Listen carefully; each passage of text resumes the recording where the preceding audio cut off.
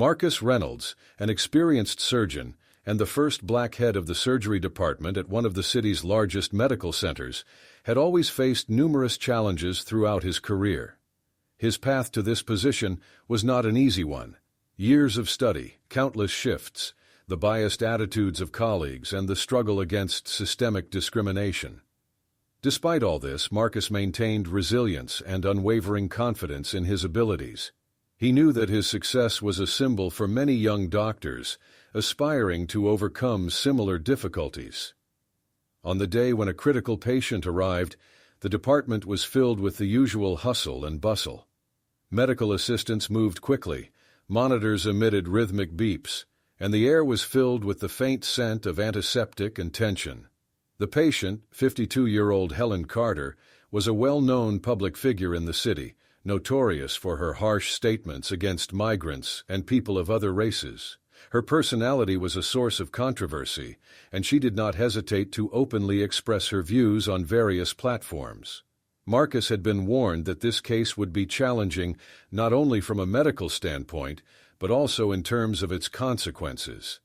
The doctors knew that saving a high-profile patient could enhance their reputation, but also attract undue attention and criticism if something went wrong. However, professionalism and a sense of duty compelled Marcus to focus solely on the task at hand. Carter had been brought to the center after a severe car accident. Her condition was critical, and every moment counted. Her pale face with sunken cheeks and a thin line of lips expressed pain and fear, even in unconsciousness. Marcus, with a keen eye and the calmness that comes only with experience, assessed the situation. He was tall, with a strong posture and confident movements, each action exuding assurance. The assistant stood ready, awaiting instructions. Marcus swiftly and precisely began preparing for the surgery, checking the equipment and discussing the plan of action with the team. He knew that both Helen's life and his own reputation were at stake. Despite his focus, a familiar feeling flickered within him, the awareness that, regardless of the outcome, his competence would be questioned simply because of the color of his skin. The procedure began, and time seemed to slow down. The only sounds in the operating room were the steady beeps of the monitors and Marcus's quiet commands. His hands moved confidently and impeccably, each maneuver calculated and executed with utmost precision. Sweat trickled down his temples, but he paid no attention to fatigue, focusing solely on saving the patient's life. The team around him felt his authority and professionalism, which gave them confidence. The operation lasted several hours, with each minute testing their endurance and resilience. But at last, the most challenging part was over. Marcus finished the final stitches and, removing his gloves, looked around the room. Everyone appeared exhausted, but relief was evident in their eyes. The patient was stabilized, and her prognosis for recovery was positive. Marcus knew he had done everything possible. He was a professional who had saved a life, regardless of the personal views and beliefs of the patient. But outside the operating room, another battle awaited him, one that concerned not medicine, but the biases and stereotypes that, despite all his achievements, continued to follow him throughout his career.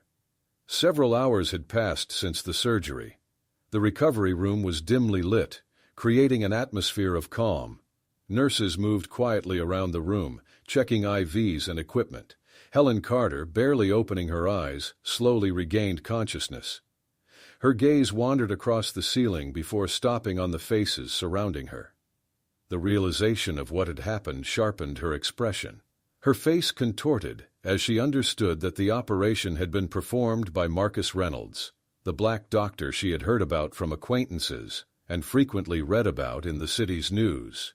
She immediately recalled her outspoken position and harsh statements that people like him should not hold important positions.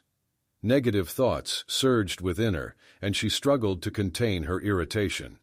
Her lips pressed into a thin line, and her face took on an expression of displeasure. While most patients would feel gratitude for having their life saved, Helen felt something else. For her, the very thought that she had been saved by someone she considered unacceptable was almost unbearable. Marcus entered the room to check on the patient's condition, maintaining professionalism and calm, though he knew it wouldn't be easy. He had seen expressions like Helen's many times throughout his career. These were the faces of people who could not accept that someone of his race possessed knowledge and skills they hadn't anticipated. Helen's eyes met Marcus's coldly. She watched him without speaking, but her contempt was evident. The nurses, sensing the tension, exchanged discreet glances, aware that any conversation that might arise wouldn't be about medicine, but about prejudice. Marcus approached her bed, checking her vitals and recording data. He did this silently, with the composure and dignity that came with years of experience. Despite the disapproval emanating from the patient, he remained calm and composed, knowing that his job was not to prove anything to people like her, but to continue doing what he did best. For Helen, all of this was humiliating. She felt vulnerable not just from the physical pain, but from the fact that she depended on someone she despised. Her internal struggle between acknowledging Marcus's professionalism and holding on to her beliefs was obvious. Anger and resentment mixed in her gaze. After what felt like an eternity, Marcus completed his check and left the room. Outside, he took a deep breath, feeling the familiar weight settle in his chest. He knew that for people like Helen, his skin color would always matter more than his achievements. It was nothing new to him, but each such encounter left its mark. In the room, Helen continued to lie there, her thoughts shifting between weakness and irritation. She could not accept that her life had been saved by someone she despised. This realization fueled her anger, and she was already beginning to plan how to draw attention to the situation and express her indignation. A few days had passed since the successful surgery, and although Helen Carter's physical condition had stabilized, her resentment had not subsided. Rumors began to circulate in the halls of the medical center, filling the air with tension. Helen was a well-known figure, and her opinion carried weight, especially among those who shared her prejudiced views. She did not hide her indignation, and her disdain for Marcus Reynolds became increasingly apparent. Marcus, with years of experience and resilience, maintained his usual composure, but inwardly felt the familiar pressure. In situations like this, he had often been forced to prove his competence. From his time in medical school, he had understood that, in the eyes of some, his success would always be questioned. He recalled being the only black student in his group, facing sidelong glances and whispers behind his back when he outperformed others. In Marcus's office, filled with medical reference books and patient files, silence reigned. He sat at his desk, leafing through medical records and reports, preparing for the upcoming review. A committee had already been formed to examine Helen's complaint and had begun gathering information.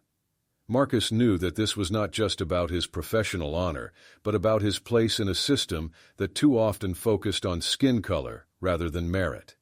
Meanwhile, Helen Carter, recovering in her room, contemplated her next moves. Her face, gaunt and pale after the surgery, now bore a more determined expression. She spoke to visitors, including acquaintances, sharing her version of events and hinting at negligence on Marcus's part. Her words carried an implicit bias, and her dissatisfaction resonated with those who were already inclined to be critical. "He's not someone you can trust with your life," she repeated, bitterly recalling the moment she opened her eyes and saw Marcus's face. Her resentment stemmed not only from physical pain, but from an internal conflict, the realization that her life had been saved by someone she deemed unworthy. Internal reviews began at the hospital. Senior doctors and administration held closed-door meetings, scrutinizing medical records and questioning staff. Marcus knew that every step he had taken, every note in the records, was now under intense scrutiny. Even those who supported him felt the pressure emanating from the case. Michael Owens, his best friend and colleague, tried to support him, offering help in preparing for the review. "We know you did everything right, Marcus. The facts are on your side," Michael said, patting his friend on the shoulder, but even his words could not completely dispel the heaviness Marcus felt in his chest. Helen did not stop at complaints to the administration. She became more proactive, involving local media and suggesting that her life had been put at risk due to the doctor's supposed lack of qualifications. Articles with headlines like "Scandal at Medical Center," "Prominent Activist Accuses Surgeon" began appearing in newspapers and news outlets. Every morning, Marcus walked into the hospital building, feeling the gazes of patients and colleagues. Some looked at him with admiration and support, knowing his achievements, while others absorbed every word Helen said, believing her version of events. He knew his professionalism would be tested not only on paper, but in the eyes of those ready to doubt him because of his background. Marcus spent long hours in his office, reviewing materials to be prepared for any questions the committee might ask. In the evenings, when the medical center began to empty, he would sit in silence, listening to the distant sounds of footsteps and rustling. In those moments, memories of the past became particularly vivid. The days when every success had to be fought for with twice the effort. The reviews began the next day. In the conference room, where the committee members had gathered, the atmosphere was serious. Documents, reports, and procedural records were meticulously examined. Marcus's colleagues, including Michael, waited anxiously for the outcome. For Marcus, this was not just a hearing, but a test of his resilience and his right to stay in his position. Meanwhile, Helen continued to push her agenda, confident that she could make the administration listen to her. Her irritation and prejudice became a catalyst for accusations that spread like ripples, affecting everyone around her. That night, Marcus walked out of the medical center, feeling the weight of the past few days settle on his shoulders. He knew that the fight for truth and justice was not always quick, but he was prepared to continue, because he knew that his work and efforts were right, despite the prejudice and distrust. After the review began and tensions grew within the medical center, the days became even more exhausting for Marcus Reynolds. His fatigue was more mental than physical. Despite the support from his colleagues, he felt the internal anxiety mounting. His office became a kind of refuge, where he spent hours poring over documents, trying to distract himself from thoughts of the injustice that seemed to permeate every corner of his life. Marcus often looked at the walls, where his diplomas and awards hung, reminders of the long road he had traveled. Each of those papers was a testament to his efforts, sleepless nights, and hard work. They told the story of his struggle for recognition and respect. But even that substantial experience seemed unable to completely dispel the worry and doubt stirred by the current situation. He knew that the confrontation with Helen Carter's accusations was not just professional, but personal. Her dissatisfaction and desire to see him fail carried racial undertones that Marcus felt at every turn. Memories surged like a wave. Scenes from his early years in practice came to mind, when patients and colleagues would look at him with suspicion. Some would avoid him, choosing to be treated by less experienced colleagues simply because they were white. Each time he had to prove his competence, it was not just a test of his skills, it was a test of his patience and resilience. Michael Owens, his friend and steadfast colleague, often came into the office with a cup of hot coffee and silent support. His presence was a reminder that Marcus was not alone. Michael also knew that in moments like these, words were unnecessary. It was the simple presence of someone who understood that mattered. The evenings in the medical center were filled with a tense silence. Marcus stayed at his desk as the hospital emptied, staring at the papers and trying to collect his thoughts. The faint hum of ventilation and distant sounds from the hallway amplified his solitude. These were the hours when inner demons surfaced, forcing him to ponder the fairness and inequality he had fought against his entire life. The next day, when Marcus arrived at work, he immediately noticed changes in his colleagues' behavior. Some, despite their internal support, avoided getting involved, shying away from openly showing solidarity. Others supported him, stopping in the hallway to exchange a knowing glance or a brief nod. The patients' gazes varied as well. Some looked at him with admiration and respect, knowing his story and achievements, while others cast doubtful and judgmental looks. In Helen Carter's room, the atmosphere was tense. Her gaze was sharp and piercing, and her thin fingers nervously gripped the sheets. She had recounted her version of events multiple times to visitors who came to see her. With each retelling, her indignation grew, bolstered by the realization that her story had resonated in the community. Articles in local newspapers with headlines about the scandal at the hospital only fueled the fire. Helen found solace in the support of those who shared her beliefs. Each new day of the review brought new challenges. The hospital administration, senior doctors, and committee members spent hours behind closed doors, discussing materials and questioning staff.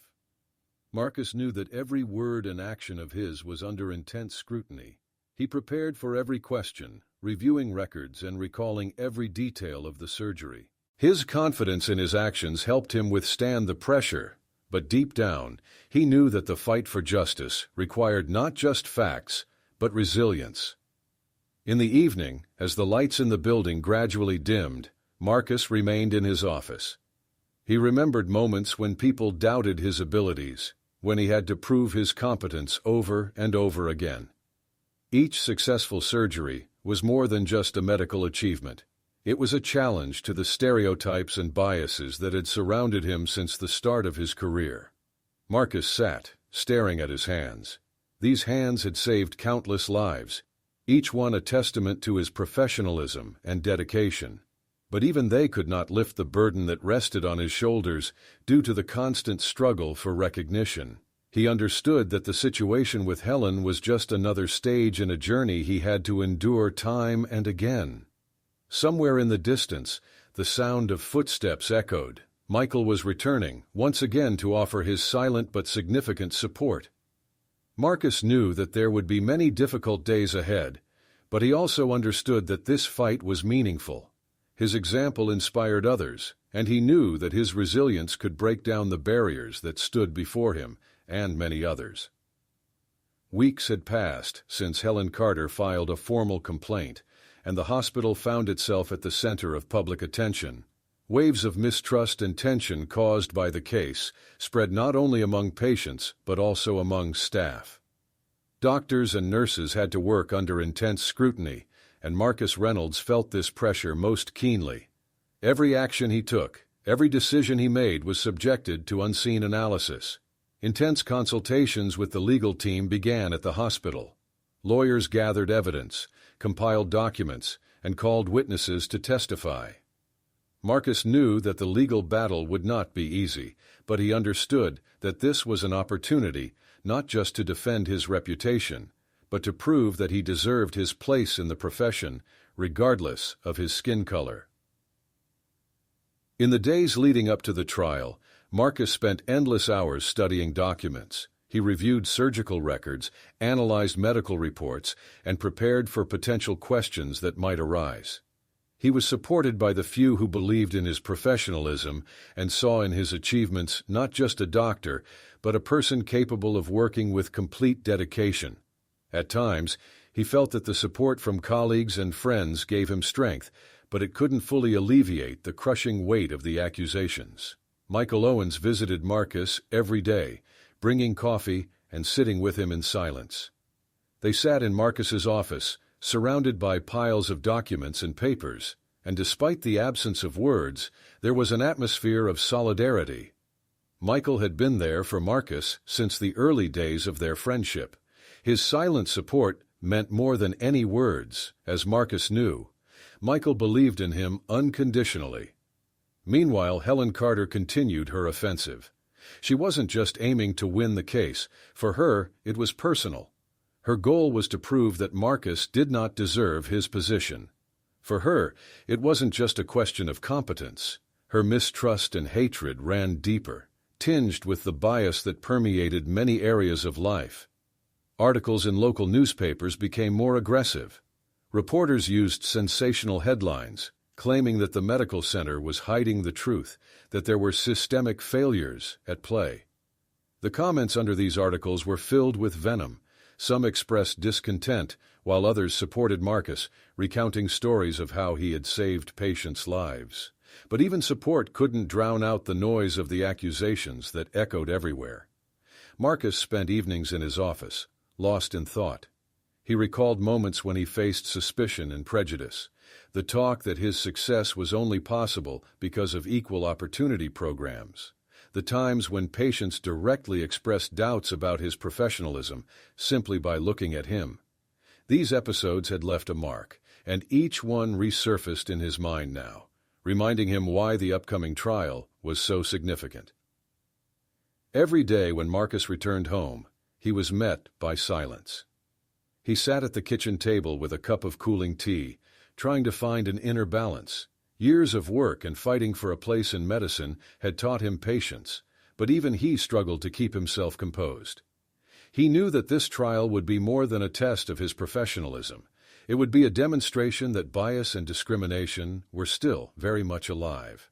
The legal team focused on gathering evidence to prove Marcus's impeccable work. Former patients willingly shared positive reviews, describing him as a caring and highly skilled doctor who fought for every life. Yet the threat came not only from Helen's complaint, but from the public outcry. Marcus knew the case would be covered by the press, that his name would appear in newspapers and news reports with headlines that might not reflect the full truth. One evening, as Marcus prepared to leave the hospital, he paused by a window in the hallway.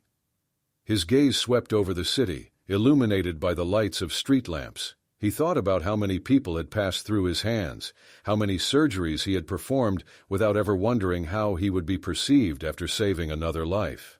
But the situation with Helen Carter was different. This was a challenge not only to his skills, but to his right to hold his place in society. Marcus believed that truth and professionalism should prevail, but he knew it would not be easy. The upcoming trial was more than just a fight for justice. It was a fight for his name, his reputation, and his dignity. Every step, every minute of preparation was part of this battle, and he readied himself for it, knowing that what was at stake was more than just his career. The trial began on a cold morning as Marcus Reynolds walked into the courthouse, surrounded by lawyers and supportive colleagues. The atmosphere inside was tense, as if the air was electrified with anticipation. Muted conversations filled the room, and every gaze was directed at him. For Marcus, this was a moment where professional and personal boundaries blurred, and everything he had accomplished over the years was on the line. The courtroom was packed with reporters and journalists, ready to cover the proceedings. Public interest in the case was fueled by media headlines discussing potential racial discrimination. Sitting at the table with his lawyers, Marcus felt the weight of the attention pressing down on him. Helen Carter sat on the opposite side of the room, her face cold and haughty. She appeared confident in her success, with every movement reinforcing the validity of her accusations. The judge opened the session, and each side presented their arguments. Helen Carter's lawyers focused on her claims that her health had deteriorated after the surgery, and that her treatment had been negligent. They sought to paint a picture of a doctor who had failed in his duties. These accusations were not new to Marcus, but this time they were laced with particular venom, implying that the issue went beyond professionalism and into racial bias. Marcus's defense team began presenting their evidence. The first step was reading the medical reports, which showed that the surgery had been successful and Helen Carter's rehabilitation had proceeded according to plan. Former patients, called as witnesses, shared stories of how Marcus had saved their lives with exceptional care and dedication. However, every time the defense highlighted positive examples, Helen's expression grew more dissatisfied, and her lawyers found new ways to cast a shadow over Marcus's achievements. During breaks between sessions, Marcus felt the fatigue building. In the courthouse hallways, he saw familiar faces, colleagues and friends who had come to support him. But even in moments of solidarity, there was an undercurrent of the bias he had faced throughout his career. He knew that many of them understood that this case was not just about him, but about all doctors who had to deal with distrust because of their background. Michael Owens, his friend, attended every session, sitting silently in the courtroom. His presence was a source of support that Marcus felt deeply. When the arguments against him grew especially harsh, Michael's gaze reminded him that the fight he was engaged in mattered to others as well. At one session, the defense called a witness, a woman Marcus had saved in a difficult situation several years ago. Her voice trembled with emotion as she recounted how Dr. Reynolds had refused to give up despite the complexity of the case and the pressure of the circumstances. Her story sparked whispers in the room, and even the judge listened intently to her every word. In response, Helen's lawyers tried to divert attention from Marcus's merits, raising questions about his methods and approaches. Their questions implied that any shortcomings in his work were not due to professional reasons, but personal and ultimately racial biases. Marcus sat, listening intently to every word. He knew that for some in the room, this trial symbolized a world that might not accept the changes they feared. But for him, it was more. A fight for the right to be recognized not for who he was on the outside, but for who he was on the inside. Each day spent in the courtroom was a trial by fire. The accusations were loud, and the defense, though confident, remained composed. Marcus caught the looks of the spectators, seeing both doubt and hope. He noticed young doctors who had come to support him and realized they too faced similar challenges. Their presence reminded him that this trial was not just his battle. The final session was filled with tension. The judge listened to both sides and then paused, a silence that felt like an eternity. Marcus felt sweat trickle down his back and his heart pounding in his chest, reminding him of every moment of his struggle for recognition. Helen Carter sat still, her eyes fixed on the judge, awaiting the verdict. The judge began speaking slowly, explaining that the testimonies and evidence presented made it clear that the accusations against Marcus Reynolds were unfounded. The courtroom fell silent for a moment before sighs of relief and applause erupted. Marcus sat in his chair, feeling the tension release and a heavy fatigue wash over him. Victory was his, but he knew that this trial had left a deep mark on his life and career. It was a moment that reminded him that the fight for equality and justice was far from over, but he was ready to continue it. After long days of tense court sessions, a turning point in the case finally arrived. The atmosphere in the hospital remained charged with tension, as Marcus's colleagues shared concerns and rumors about how the trial could impact their work and the reputation of the institution as a whole. Marcus felt that even after succeeding in defending his name in court, the fight was far from over. The psychological pressure intensified, and each morning before a new session felt harder than the last. On the day an unexpected witness appeared in court, the room was filled with a tense silence. Every seat was taken, journalists prepared for new developments, their cameras focused on Marcus and his team. Michael, his steadfast friend and colleague, sat in the front row, his eyes searching for Marcus's to convey support and confidence. The court session began with its usual rhythm. Lawyers exchanged documents, the judge read out formalities, and Helen Carter sat with her head held high, confident in her superiority. Her lawyers prepared their closing arguments, meant to reinforce her accusations and deliver a final blow to Marcus's reputation. However, when the defense presented their witness, a patient Marcus had saved years ago, the room froze. No one, including Helen's lawyers, expected this man. He appeared somewhat nervous, but his gaze was resolute. The man stood and began recounting the night he was rushed into the emergency room in critical condition. He described how Marcus fought for his life with incredible determination and attention to detail, despite the difficult circumstances and pressure. With each word, the atmosphere in the room shifted. The whispers among journalists ceased, and the audience listened with bated breath. The patient recounted how Marcus, despite an exhausting shift and visible fatigue, refused to give up and did everything possible to save him. His testimony shattered the image of incompetence that Helen's lawyers had tried to paint. Helen Carter's expression darkened, her confidence melting away like ice under the scorching sun. Her lawyers tried to object and question the witness to discredit him, but his account remained steadfast. He emphasized that Marcus not only saved him, but also showed humanity and care that were rare in such situations. Marcus sat at the table, listening to the testimony and feeling a new wave of emotion rise within him. This was more than just defending his professional reputation. It was validation that he deserved his place in medicine, regardless of how others viewed him through a lens of bias. When the witness finished speaking, the room fell silent once more.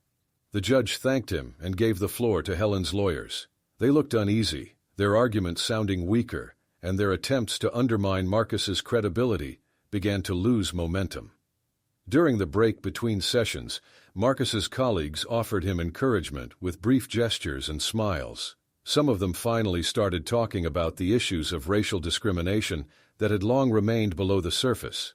For many, this case was a reminder that even those who reached great heights still faced injustice. Michael approached Marcus as the room began to empty. They exchanged a glance full of understanding and gratitude.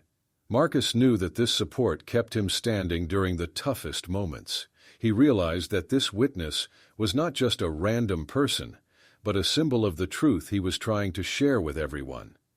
At the final session, the judge announced that all the evidence presented would be carefully reviewed before a final verdict was given.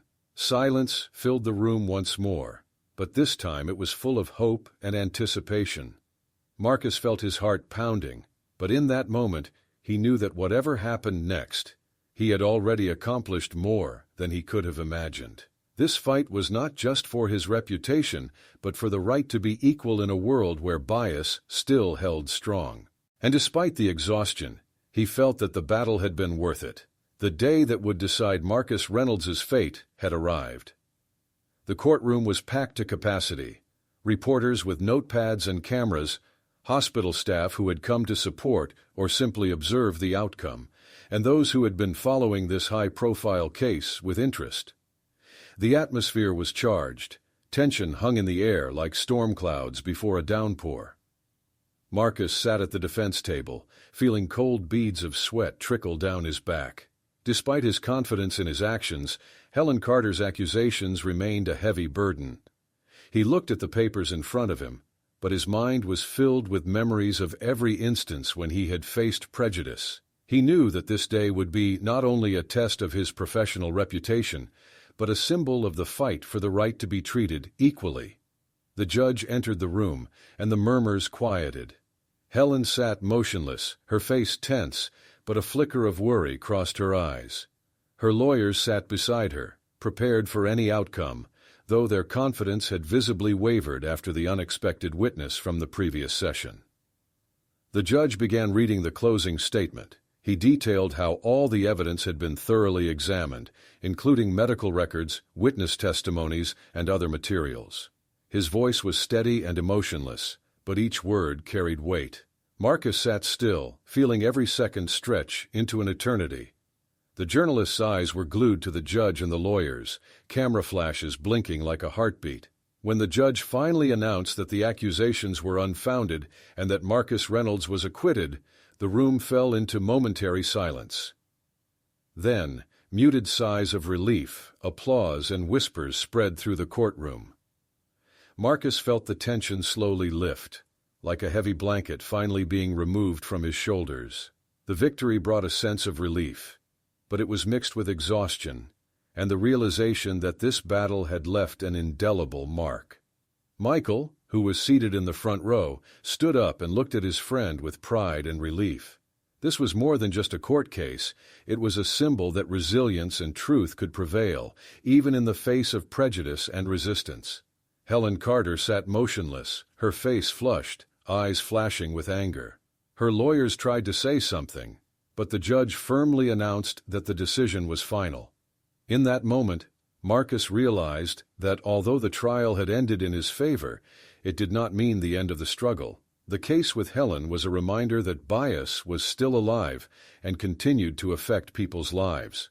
As Marcus left the courtroom, he heard someone in the audience say, "Justice at last." Those words were comforting, but not entirely. He knew that justice in one instance did not mean justice for all. This was just a small victory in the long fight for equality.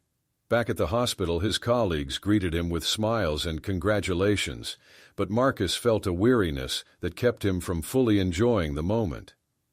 Later that evening, as the building emptied and only a few lights illuminated the hallways, he stood by his office window, looking at the shimmering city lights. In the reflection, he saw his friend Michael enter the room and, without saying a word, place a hand on his shoulder. That silent understanding spoke more than any words. Marcus realized that this case had shown everyone how far society still had to go to overcome prejudice. But this victory gave him the strength to keep going, to fight not just for himself, but for everyone who faced injustice.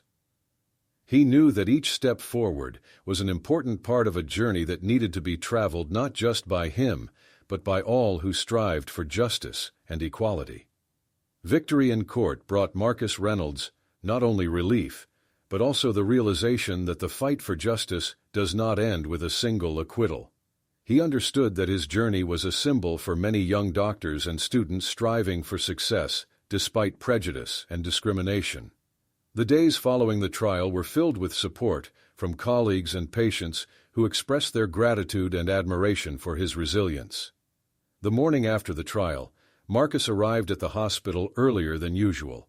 The hallways were still empty, with only the soft light of the morning sun casting long shadows on the walls.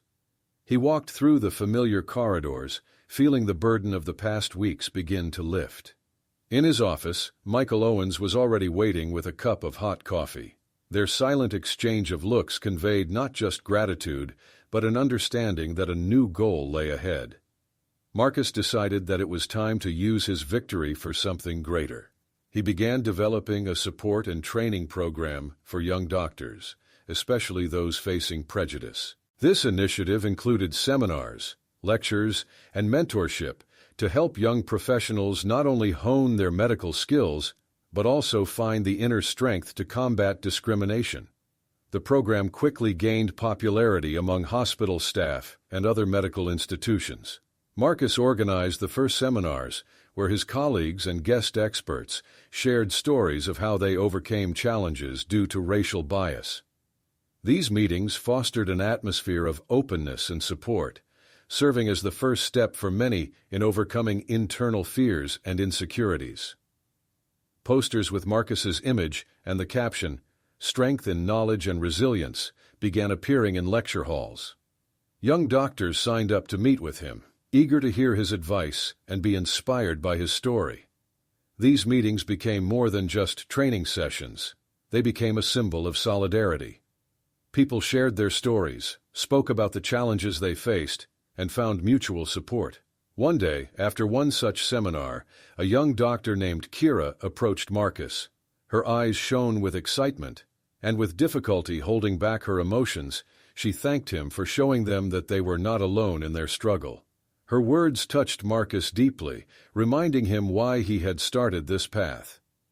Meanwhile, outside the hospital, the topic of racial discrimination in medicine began to gain wider attention. Newspaper articles detailed Marcus's case, emphasizing the importance of overcoming bias in professional settings. For many, his example became a symbol that justice can prevail if one fights for it with perseverance and dignity. Discussions on social media became a platform for open conversations about issues that had long been ignored. In an interview with a local TV station, Marcus spoke about the importance of not being afraid to stand up for one's rights. He recounted his early years in the profession, the doubts he had faced, and how the support of friends and colleagues had helped him stay strong. His words inspired not only the medical community, but many people beyond it. He reiterated that each case, each battle, was a contribution to a better future for the next generations. Months passed, and the hospital changed noticeably. The atmosphere became more open, and staff began discussing complex topics that had previously been avoided. Marcus felt that his initiative had borne fruit. Young doctors, especially those from minority backgrounds, no longer felt alone. They knew they had support and a role model. Marcus continued to work tirelessly. He developed a new professional development course that included not only medical knowledge, but also communication skills with patients and colleagues to break down barriers of bias. This course sparked interest among many professionals, and the hospital began receiving requests from other institutions to share the program. One evening, after work had ended, Marcus stayed in his office to review reports on the new program. The city lights outside reminded him of how far he had come. Michael walked into the office, sat across from him, and smiled. "You did it," he said with pride. "You've changed not just your own fate, but the lives of others." Marcus nodded, feeling the warmth and support of his friend. He knew that there would still be difficulties and new challenges ahead, but now he had the confidence that he could face them. Each day spent fighting made him stronger and gave him the strength to help others. As the city settled into the quiet of the night, Marcus sat by the window, looking at the stars. He thought of those who had not yet found the strength to fight and how his story could be an inspiration for them. His path had not been easy, but he knew that every step mattered. He had gained a new understanding that the fight for justice was not only his mission, but a part of his life. That night, Marcus left the hospital with a sense of peace. He knew that his struggle had left a mark, not only on his life, but on the lives of many others. The path to equality was long and hard, but he was ready to continue walking it, helping and inspiring others along the way. Marcus Reynolds had become a symbol of resilience, and his story reminded everyone that the fight for justice was worth every effort. And though new challenges awaited him, he was confident he could overcome any obstacle, knowing that his strength lay in his resilience and the support of those around him.